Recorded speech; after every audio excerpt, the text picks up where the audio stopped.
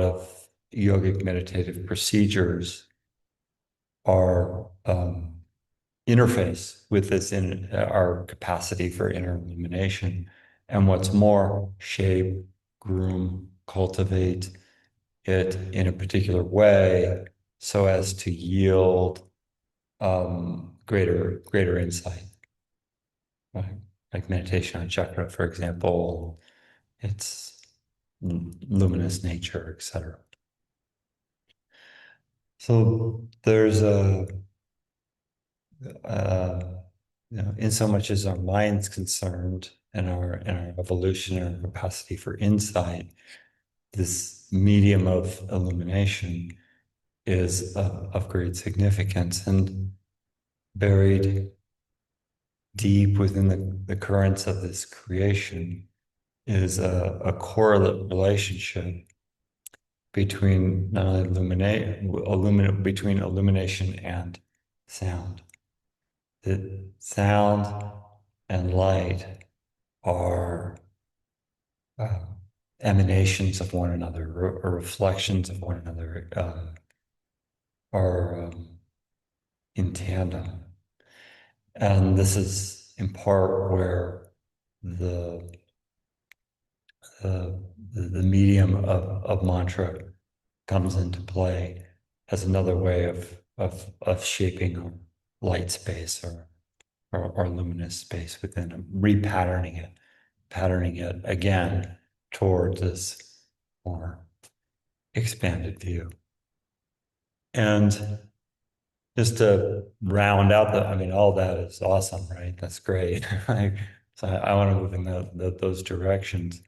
It's also important to note that the greater process of yoga is as much to do with our shadows as it does with our light.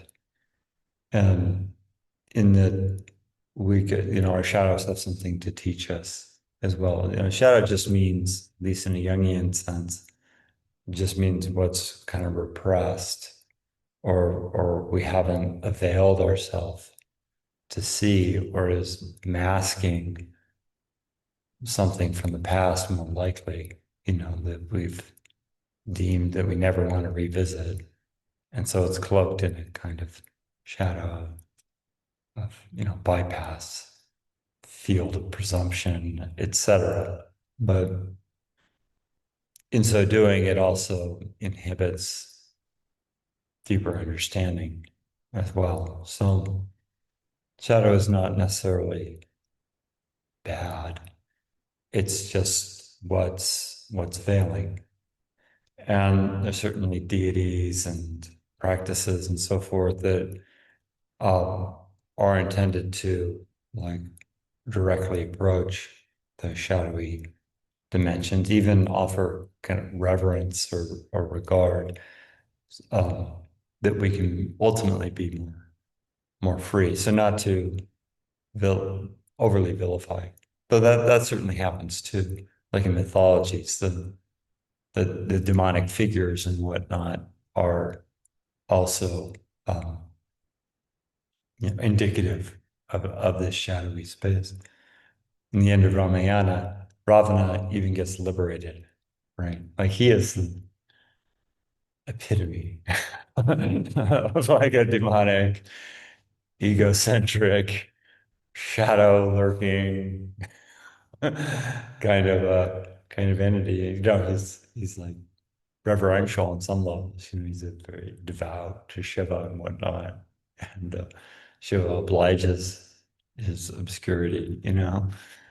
Um, but in the end, he's liberated as well by Ram's arrow.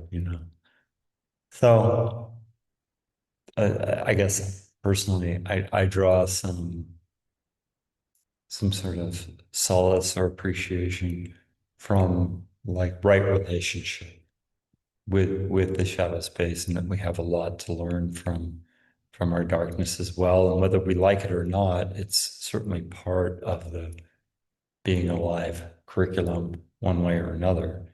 You have to come to terms with darkness in this world of polarity, right? And all the same, the light is certainly a helpful ally in all that. Um, just a note to not bypass prematurely. Friends. Yeah.